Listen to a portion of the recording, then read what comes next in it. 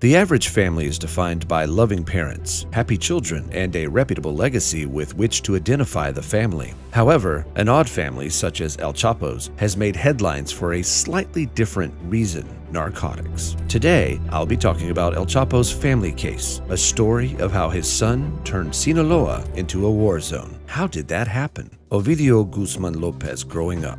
Ovidio Guzman Lopez, born in 1990, grew up seeing his father operate a multi-million-dollar cartel. Lopez's parents enrolled him at the CESA School, also known as the Ajusco Center for Education and Culture, when he was 5 years old. It was a private school that was based on the Legionaries of Christ doctrines and took delight in grooming youngsters into reputable men and women in the society. In 1993, El Chapo received a 20-year prison sentence for drug trafficking and bribes. As a result, Lopez had a difficult childhood because his father's reputation was a blot on his resume. Everyone at school, including their parents, knew that he was a son of El Chapo and did not include him in events or birthday parties. They once planned a trip to Disney World without him, despite his mother's promise to pay for everyone's rooms. Ovidio Guzman Lopez, nicknamed El Raton, or the Mouse, was in 4th grade when El Chapo escaped from prison in 2001. As you already know, it was not El Chapo's last prison break. Lopez's yearbook image is strangely finished in 6th grade. What he did with the rest of his boyhood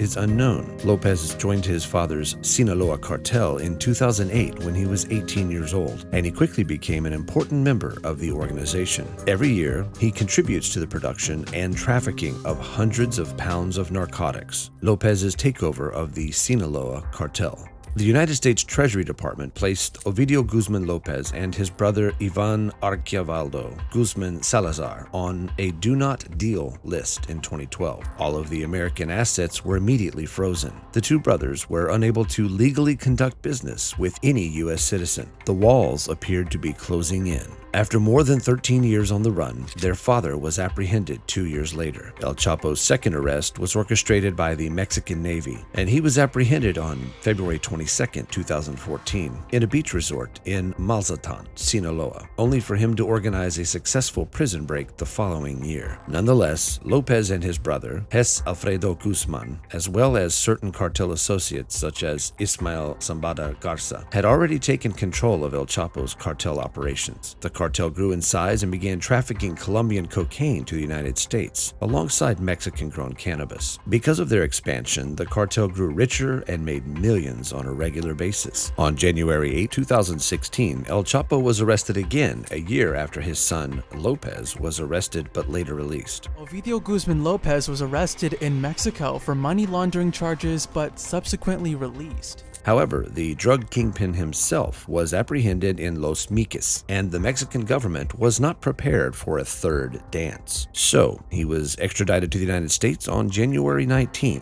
2017. El Chapo was in court to defend himself against a 17-count charge. Despite having the financial means to hire the best lawyers, he was unable to get out of this one, and in July 2019, he was sentenced to life in prison. Meanwhile, back in Mexico, Lopez and his brothers used the earnings from their cocaine and cannabis activities to diversify the Sinaloa cartel's portfolio. They soon began acquiring significant quantities of ephedrine, a vital ingredient in the production of methamphetamine, from Argentina. According to most reports, Lopez and his brothers expanded the operation by constructing over 10 new illegal labs throughout Sinaloa to process the substance into crystal meth and begin distributing the finished product to criminal distributors in Mexico, the United States, and Canada. The organization was doing well and producing millions of dollars. However, in 2019, the U.S. government charged Ovidio Guzman Lopez with conspiracy to distribute methamphetamine, cocaine, and cannabis for trafficking into the U.S. While Lopez kept going, his father's imprisonment in July seemed to signal the end of a dangerous cartel reign.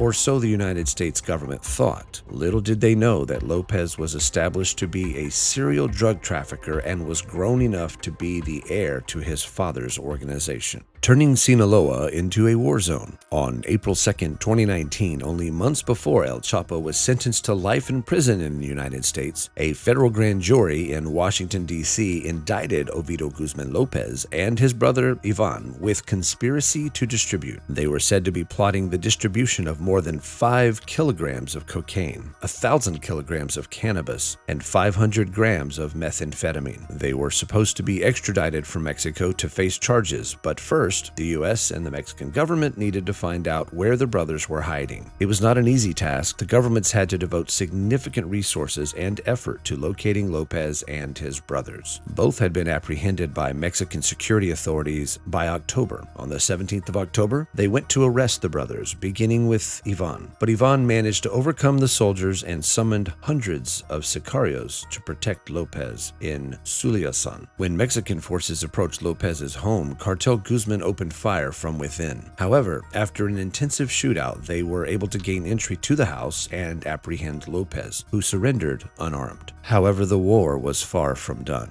When word circulated that Lopez had been captured, the military men's joy faded quickly. Hundreds of thousands of cartel members sped through the city in vehicles armed with .50 caliber and sophisticated weapons, such as military-grade machine guns, in record time. Members of the cartel started setting cars on fire to block important crossroads, shut down the airport, and seized government buildings. As if it wasn't enough, they proceeded to free scores of other imprisoned traffickers. Throughout Mexico's history, they had never witnessed anything of this size. It appeared that Mexico's own security services lacked the capability to fight a cartel. With all the gunpowder the Mexican military possesses, the Mexican police are attempting to put a stop to the violence. According to an international observer, Mexican authorities were obliged to release Lopez Guzman. El Chapo's iconic escape from the Altiplano prison would most likely be at the top of the list, with the Lopez incident following close behind. One thing to take away from the Lopez incident is that if any force is going after someone in the Sinaloa drug cartel in the Sinaloa capital of Culiacan, you must play smart and execute a long-term plan. Even after the drug lord surrendered, an army prepared to combat war and breach criminal defenses were forced to surrender. The mayhem in Suliacan, which has long been a bastion for the Lopez Sinaloa gang, will put more pressure on President Andrés Manuel López Obrador, who assumed office in December 2018, pledging to pacify a country tired of drug war bloodshed. The number of murder cases was continuously increasing when the news went out. According to Falco Ernst, a senior analyst for the International Crisis Group in Mexico, who explained that Ovidio Lopez Guzman's release set a terrible precedent and communicated a message that the state, including the army, could be blackmailed and was not in control. According to one popular video that went viral, suspected cartel members evidently intercepted a radio channel used by security personnel, warning of retaliation against the military if Lopez was not released. Some days later, Mexico's president went on to criticize conservative politics for benefiting from the event's coverage. At least 30 automobiles were reported to have been set ablaze across Baja California, effectively closing down trade and travel for a few hours. Before things could be brought back under control, messages apparently from the Jalisco New Generation cartel were spreading on social media, declaring that the gang was implementing a curfew.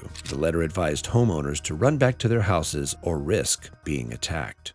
Where is Ovidio Guzman Lopez following the attempted arrest in his home?